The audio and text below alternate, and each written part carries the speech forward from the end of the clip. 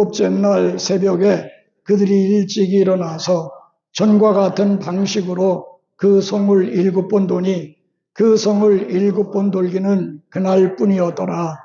7번째에 제사장들이 나팔을 불 때에 여호수아가 백성에게 이르되 외치라, 여호와께서 너희에게 이 성을 주셨느니라. 이 성과 그 가운데 있는 모든 것은 여호와께 온전히 바치되 기생라합과 그 집에 동거하는 자는 모두 살려주라. 이는 우리가 보낸 사자들을 그가 숨겨 주었음이니라. 너희는 온전히 바치고 그 바친 것 중에서 어떤 것이든지 취하여 너희가 이스라엘 진영으로 바치는 것이 되게 하여 고통을 당하게 되지 아니하도록 오직 너희는 그 바친 물건에 손대지 말라. 은금과 동철 기구들은 다 여호와께 구별된 것이니 그것을 여호와의 곳간에 드릴지니라 하니라. 이에 백성은 외치고 제사장들은 나팔을 불매 백성이 나팔 소리를 들을 때에 크게 소리질러 외치니 성벽이 무너져 내린지라. 백성이 각각 앞으로 나아가 그 성에 들어가서 그 성을 점령하고 그 성 안에 있는 모든 것을 온전히 바치되 남녀노소와 소와 양과 나귀를 칼날로 멸하니라. 아멘. BC 1446년 이집트에서 탈출한 히브리 민족은 만 40년에서 사흘이 모자라는 1405년 1월 10일 날 요단강을 건너서 길갈에 진을 치고 그곳에서 3가지 일을 행했습니다. 첫째는 기념비를 세웠고 또 두 번째는 할례를 행하였고 세 번째는 바로 유월절을 지켰습니다. 이 길갈은 여리고 이스라엘 가나안 땅을 정복하는 데 있어서 하나의 교도부 역할을 했고 오늘 본문 말씀은 그 가나안 정복 전쟁의 첫 전쟁에 대한 그 여리고 전투에 대한 기사인 것입니다. 이 가나안 정복 전쟁은 3단계로 이루어졌습니다. 첫 번째 단계는 중요 군사 요충지, 그때는 도시 국가였었기 때문에 바로 이 중요한 도시들을 먼저 점령했습니다. 그것이 첫 번째 단계였고 그 다음에 두 번째 단계는 중요한 군사 요충지를 점령한 여호수아는 이스라엘 백성들에게 12지파에게 땅을 분배해 줬습니다. 그러니까 완전히 점령한 상태에서 분배한 게 아니라 중요한 도시 국가를 점령한 후에 땅을 분배해서요. 그 다음에 세 번째 단계는 각 지파별로 자기들이 분배받은 그 땅을 점령해 나가는 것이었습니다. 그 3단계에 의해서 이루어졌는데 오늘 본 말씀은 첫 번째 단계, 이 중요한 군사 요충지를 점령하는 첫 전투로서 바로 이제 이 여리고 전투라고 볼 수 있습니다. 디모데전서 6장 12절에 보면 그렇게 기록되어 있습니다. 같이 한번 읽어봅니다. 시작. 믿음의 선한 싸움을 싸우라. 영생을 취하라.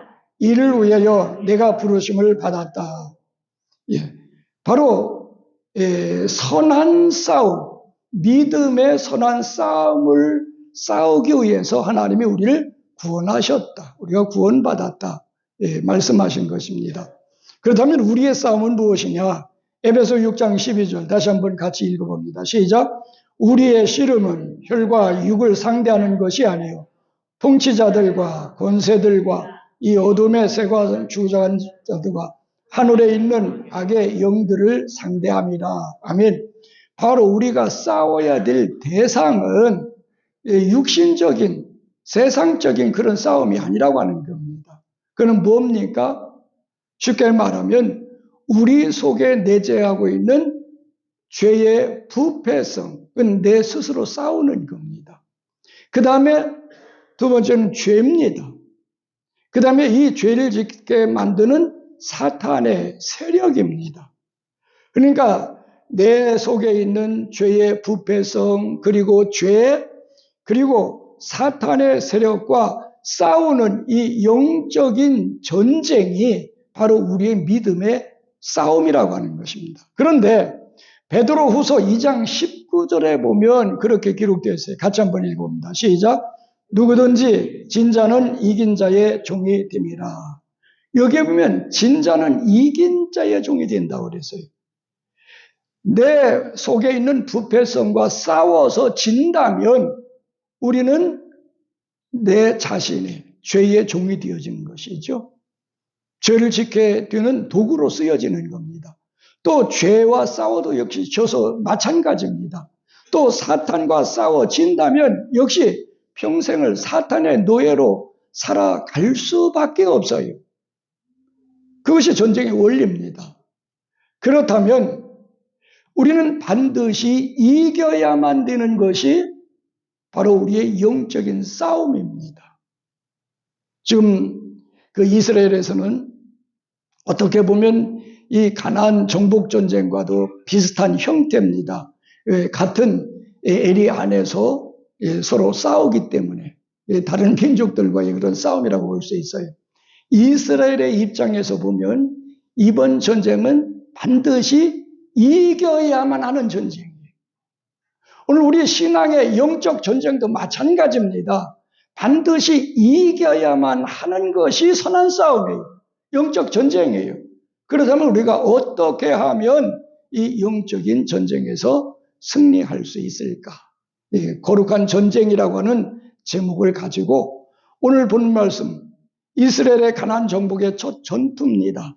여리고 전투에서 이스라엘 백성들은 어떻게 승리를 거두었는지 살펴보면서 교훈을 얻도록 하겠습니다. 첫째는 우리가 영적 전쟁에서 승리하려면 하나님의 전략에 따르라고 하는 것입니다. 오늘 본 말씀 15절 다시 한번 같이 읽어봅니다. 시작. 일곱째 날 새벽에 그들이 일찍 일어나서 전과 같은 방식으로 그 성을 7번 도니 그 성을 7번 돌기는 그날 뿐이었더라. 아멘. 여기에 보면 전과 같은 방식으로 돌았다고 그랬어요. 그러면 전과 같은 방식은 무엇입니까? 바로 여호수아서 6장 3절 4절에 보면 그렇게 기록되어 있습니다. 같이 한번 읽어봅니다. 시작. 너의 모든 군사는 그 성을 둘러 성 주위를 매일 한 번씩 돌되 엿새 동안을 그리하라. 제사장 7은 7 양각 나팔을 잡고 언약궤 앞에서 나아갈 것이라.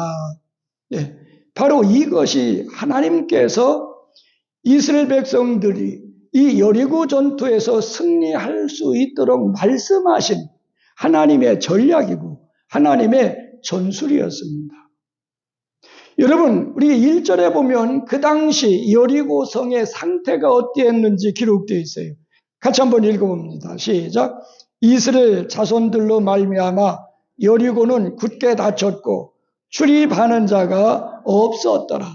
이것이 이스라엘 백성들이 점령하려고 하는 여리고 성의 상태였습니다.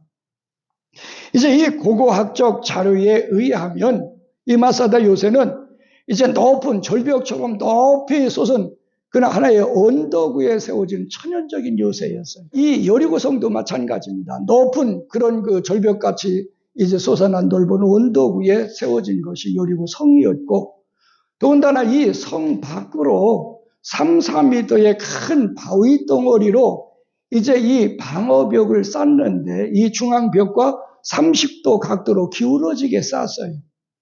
따라서 그 성을 점령하기 위해서 밑에서부터 올라간다면 그건 자살 행위나 다름이 없는, 그렇기 때문에 이 여리고 성에서는 적군들이 쳐들어오면 성문만 굳게 닫고 있으면 누가 절벽에 올라올 수 없어요. 그래서 며칠만 버티다 보면 주변에 있던 부족들이 일어나서 공격하는 그들을 대적해 싸울 수 있기 때문에, 그래서 1절에 보면 문을 굳게 잠그고 사람들이 드나들지 못하도록 통제하고 있었다고 그랬어요. 그런 상황에서 하나님이 말씀하신 전술은 뭡니까? 제사장들이 양각 나팔을 이제 가지고 법궤 앞에 서서 나팔을 불며 이스라엘 백성들은 법궤 뒤를 따라서 그 여리고성을 하루에 한 바퀴씩 돌라는 겁니다. 여러분, 하나님의 전술과 하나님께서 말씀하신 전술과 여리고 그 견고한 여리고 성을 함락하는 것과 어떤 상관이 있어요?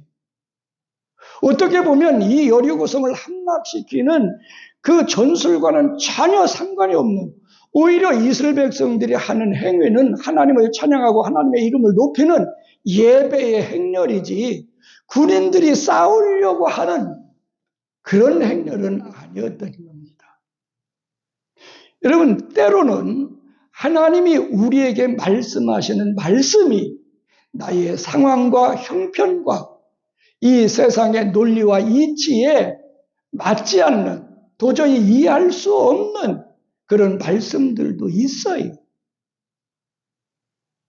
그러나 여러분 한번 예를 들어 봅시다. 밤새도록 고기잡이에 실패했던 시몬 베드로에게 찾아간 예수님이 뭐라고 말씀하셨습니까? 깊은 데로 가서 그물을 내려 고기를 잡아라. 저도 갈릴리 호수에 3번이나 갔다 왔습니다만은 물이 깨끗해가지고 바닥까지 다 보여요. 수십 미터 되는 바닥까지 다 보여요. 그게 갈릴리 호수예요. 그렇기 때문에 낮에 배를 타고 고기 잡으려면 거기 다 도망가요. 그러니까 그 시기는 고기를 잡을 시기도 아니에요. 또 깊은 곳에 가서 그물을 내리라고 하는데, 여러분, 깊은 곳에 가서 그물을 내리면 어떻게 돼요? 고기들이 그물 밑으로 다 빠져 도망가요. 예수님의 직업은 뭐였죠? 목수였어요. 베드로의 직업은 뭐였죠? 어부였습니다. 어부의 입장에서 생각하면 목수의 입에서 나온 그 말이 고기 잡는 것과는 전혀 상관이 없는 그런 말씀이었어요. 하지만 베드로가 말씀에 의지하여 내가 그리리다 하고 그리한즉 고기를 내온 것 힘이 많아 그물이 찢어지는지라. 할렐루야. 때로는 하나님의 말씀이 이해가 되지 않고 믿어지지 않더라도 그 말씀 순종하면 그 말씀의 능력이 있어서 그 말씀이 내 속에서 나를 이끌어가고 문제를 해결하고 능력이 나타나고 적군과 싸워 이길 수 있도록. 여러분, 여리고 전투도 마찬가지입니다. 하나님께서 말씀하신 전술 전략이 전혀 타당성이 없을지라도 이스라엘 백성들은 그 말씀에 순종했어요. 하루에 한 바퀴씩 여리고성을 돌다가 마지막 날 7번째 7바퀴를 돌고 났을 때 여호수아가 소리를 질러라. 그들이 함성을 지르자마자 여리고성이 무너졌습니다. 이게 하나님의 역사입니다. 이게 순종의 능력입니다. 고고학적 자료에 의하면 이 여리고성은 아까도 말씀드렸어요. 30도 각도로 이 안으로 기울어져 있어요. 그러니까 이 밖에서 안으로는 넘어질 수 있어도 안에서 밖으로는 절대적으로 넘어질 수 없는 게 구조상으로 여리고 성벽입니다. 그러나 고고학적 자료에 의하면 이 여리고성은 안에서 밖으로 넘어졌다고 하는 겁니다. 그게 하나님의 능력이, 하나님의 역사입니다. 오늘 우리는 그런 하나님을 믿고 있는 겁니다. 그럼에도 불구하고 그 하나님의 능력과 역사를 우리가 실제적으로 누리지 못하는 것은 왜 그렇습니까? 그 말씀을 믿지 못하고 그 말씀에 우리가 순종하지 않기 때문인 것입니다. 따라서 바로 우리가 영적 전쟁에서 승리하려면 하나님이 내게 무엇라고 말씀하시든지 그 말씀 그대로 순종해야 됩니다. 말씀대로 순종해서 영적인 전투에서 매일 승리하는 여러분들이 되어지기를 주님의 이름으로 축원드립니다. 그다음에 우리가 두 번째로 영적 전쟁에서 승리하려면, 거룩한 전쟁에서 승리하려면 어떻게 해야 되느냐? 육신적인 욕심, 개인적인 욕심을 버려야 된다고 하는 겁니다. 오늘 본 말씀 18절 같이 한번 읽어봅니다. 시작. 너희는 온전히 바치고 그 바친 것 중에서 어떤 것이든지 취하여 너희가 이스라엘 진영으로 바치는 것이 되게 하여 고통을 당하게 되지 아니하도록 오직 너희는 그 바친 물건에 손대지 말라. 아멘. 여기에서 바친 물건은 헤렘이라, 히브리어로 헤렘이라고 하는데 이것은 봉헌된 것, 바쳐진 것이라고 하는 그런 의미가 있습니다. 그러니까 이 여리고 성은 이 가나안 정복 전쟁 대부분이 그렇습니다만은 특별히 여리고 전투는 바로 성전, 홀리와 성전, 거룩한 전쟁이었어요. 이 성전이라고 하는 것은 무엇이냐면 하나님께서 선전포고하시고 하나님께서 세우신 그의 군대를 통해서 하나님이 친히 싸우시는 전쟁, 그게 성전입니다. 이 성전은 하나님께 바쳐진 전쟁이에요. 따라서 이 말씀의 의미는 뭐냐면 이 여리고성 전투는 성전이기 때문에 너희들이 전리품을 취해서는 안 된다고 하는 겁니다. 왜? 성전이었기 때문에 이 여리고성에 있는 모든 것은 하나님 앞에 바쳐진 거예요. 하나님의 것입니다. 이 하나님께 바쳐진 것에 대해서 레위기 27장 28절 29절에 자세히 기록되어 있습니다. 같이 한번 읽어봅니다. 시작. 어떤 사람이 자기 소유 중에서 오직 여호와께 온전히 바친 모든 것은 사람이든지 가축이든지 기업에 바치든지 팔지도 못하고 무르지도 못하나니 바친 것은 다 여호와께 거룩히 거룩하며 온전히 바쳐진 그 사람은 다시 무르지 못하나니 반드시 죽일지니라. 아멘. 이게 하나님 앞에 바쳐진 거예요. 사람을 바쳤더라도 이거 되돌리지 못한다 그 말이에요. 하나님 앞에 바쳐진 사람은 어떻게 해야 돼요? 죽여야 됩니다. 근데 오늘 본 말씀에 보면 이 여리고 전투에서 하나님 앞에 바치는 방법 3가지로 나와 있어요. 예, 첫째는 생명 있는 모든 것은 다 죽여야 됩니다. 그래서 여리고성에 있는 모든 사람은 물론 소나 양, 나귀, 그건 가축입니다. 재산가치 있는 가축도 다 죽이라. 그래서 21절에 보면 그렇게 기록되어 있어요. 그 성 안에 있는 모든 것은 온전히 바치되 남녀노소와 소와 양과 나귀를 칼날로 멸하니라. 칼날로 멸하니라. 다 쳐 죽였어요. 죽임으로써 하나님 앞에 바쳐진 겁니다. 뿐만 아니라 움직일 수 없는 부동산, 이 부동산은 불에 태워야 돼요. 그래서 집이라든지 그 안에 있는 모든 것은 그들이 다 불에 태웠던 겁니다. 또 금, 은, 보석, 이 철 기구 같은 건 불에 타지가 않잖아요. 그건 여호와의 국간에 드렸습니다. 이것이 하나님께 바치는 이 3가지 방법이었던 겁니다. 그런데 문제는 여호수아서 7장에 내려가 보면 유다 지파의 아간이라고 하는 사람이 신할산 아름다운 외투 한 벌, 그리고 은 20세겔, 그리고 40세겔 나가는 금덩어리 하나를 보고 탐이 나서 그것을 가져다가 자기 장막 한 복판에 파고 묻었어요. 결과는 어떻게 됐느냐? 이스라엘 백성들이 아이성 전투에서 패하게 됩니다. 이 아이성은 어떤 면에서 주민들 한 12,000명 정도 살고 있는 조그만 성이에요. 그래서 이 여리고성 전투에서 승리한 이스라엘 백성들은 우리 군인들 다 올라갈 필요가 없다. 이게 3,000명만 보내자. 이 아이성을 정탐하고 온 이 정탐꾼들의 보고를 듣고 3,000명만 올라갔어요. 그런데 어떻게 됐습니까? 16명이나 죽었죠. 이스라엘 백성들이 참패를 당해가지고 쫓겨는 도망치는 그런 비극이 일어났어요. 왜 그렇습니까? 아간이 욕심을 부렸기 때문에. 여호수아 7장 1절에 보면 그렇게 기록되어 있습니다. 같이 한번 읽어봅니다. 시작. 이스라엘 자손들이 온전히 바친 물건으로 말미암아 범죄하였으니 이는 유다 지파 세레의 증손 삽디의 손자 갈미의 아들 아간이 온전히 바친 물건을 가졌음이라. 여호와께서 이스라엘 자손들에게 진노하시니라. 하나님의 진노로 그들이 아이성 전투에서 패했던 겁니다. 여러분, 이스라엘은 하나님께서 아브라함에게 약속하신 하나의 민족 공동체입니다. 구약에서 이스라엘은 민족 공동체예요.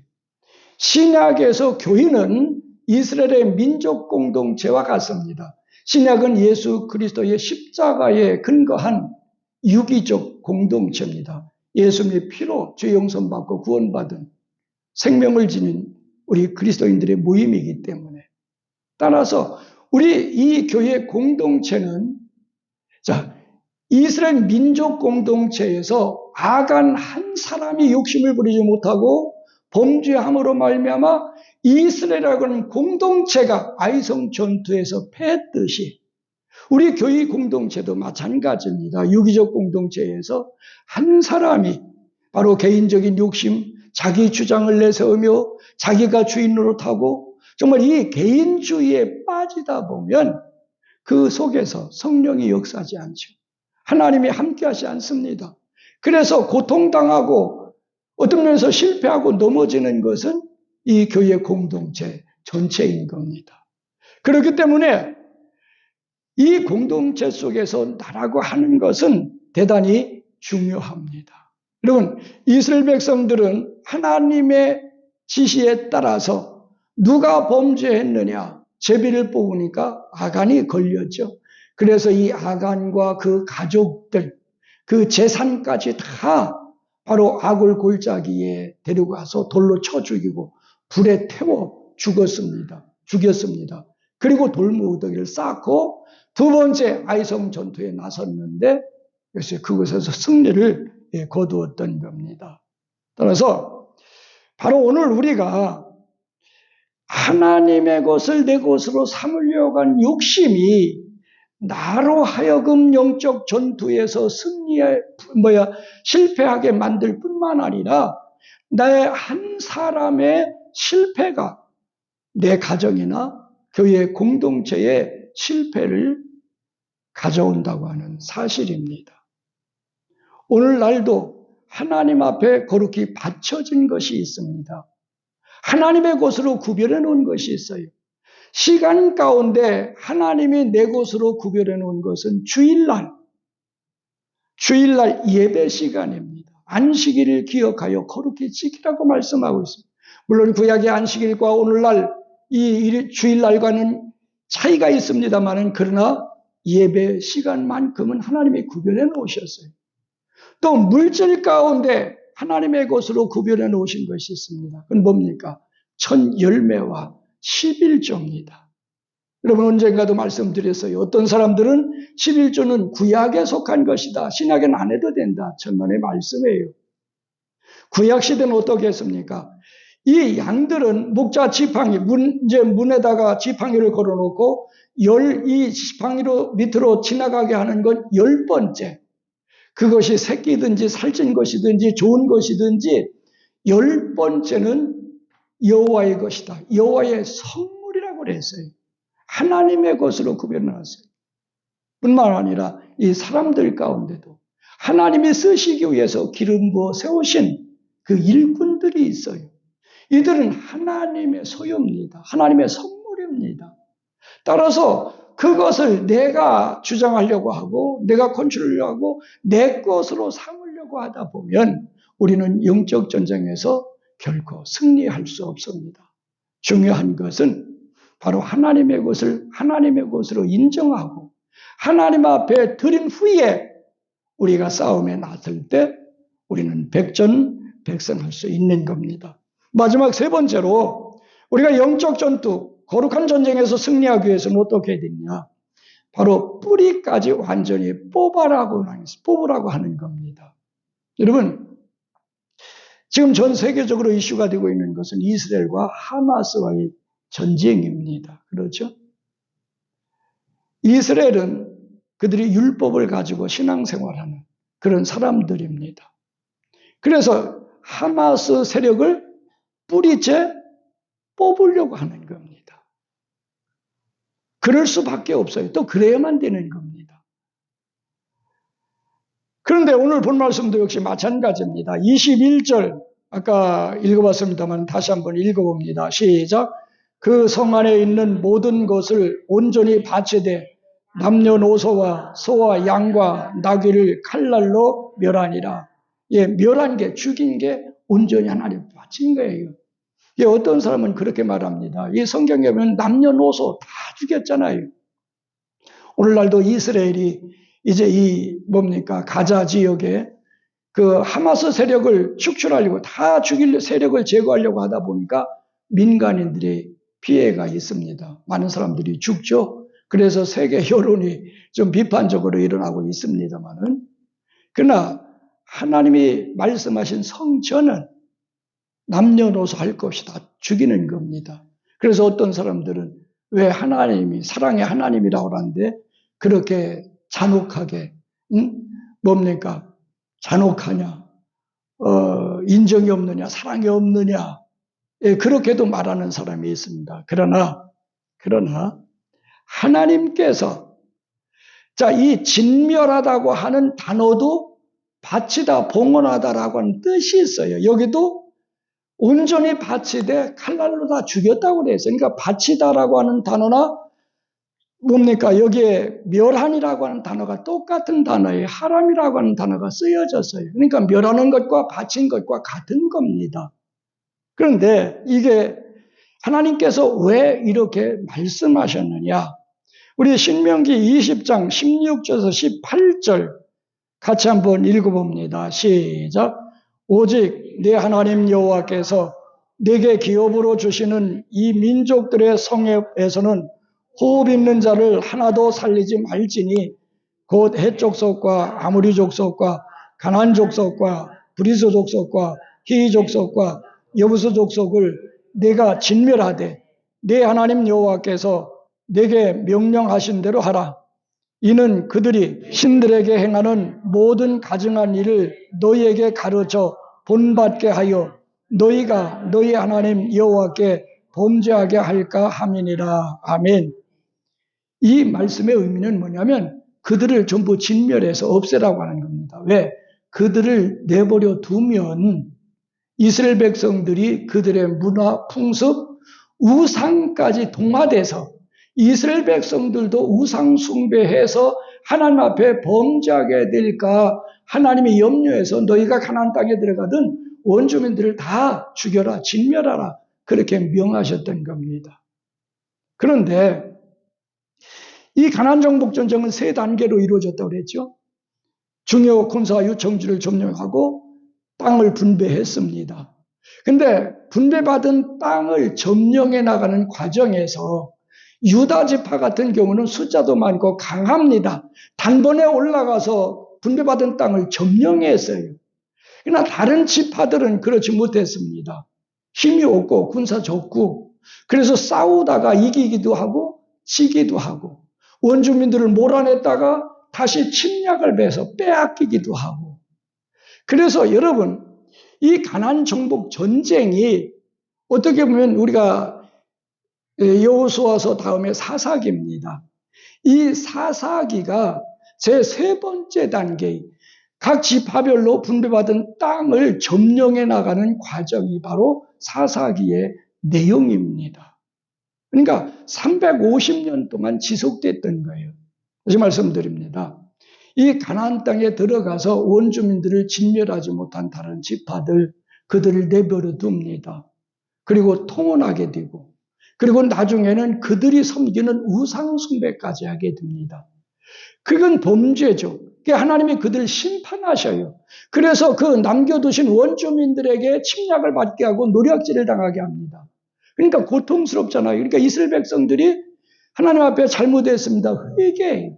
하나님은 그들이 회개하기 때문에 부르시기 때문에 용서하시고 사사를 세워서 그들을 구원하십니다.